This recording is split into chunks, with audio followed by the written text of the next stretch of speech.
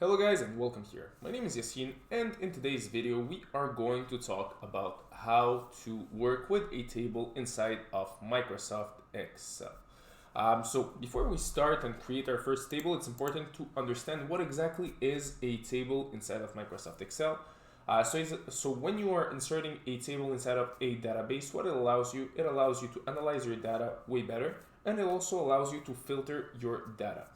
So here I have a small database that I have created, and for the purpose of this exercise we are going to insert a table on this small database, but take note it can work on way larger databases.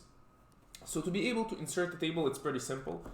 First thing that you want to do is simply go on the insert button that is just here. So you're probably on the home button, just go on the insert button and it's gonna be the table right there. So to be able to insert a table, what you want to do, you want to select the array that you want to use as a table and just click on the table button. Then you are going to have the create table icon that will appear. You just click on OK, and here you have created your table. So now how can we exactly work with this table? So as I said, it's possible to filter your table and it's way easier to analyze your data with it.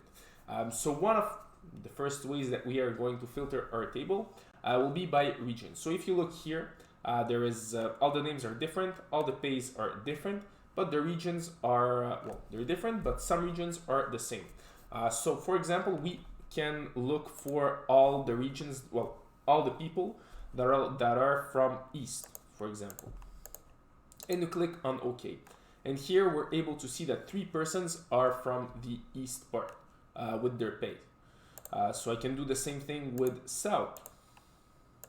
And as you can see, I have all the Souths.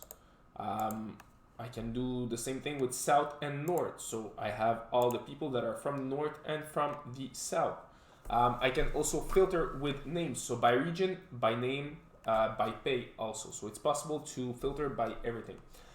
So here the names, they're all different. But if, for example, I have the same names, I can filter by region and by name. So it's a good way to be able to filter and also analyze your data. Another thing that you can do is research people. So for example, let's say I want to research for, I don't know, here let's say Karen.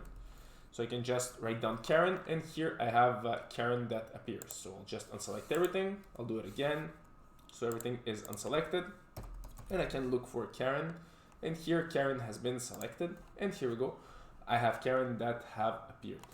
So this is a good way for you to basically, as I said, filter your data and be able to analyze your data way better.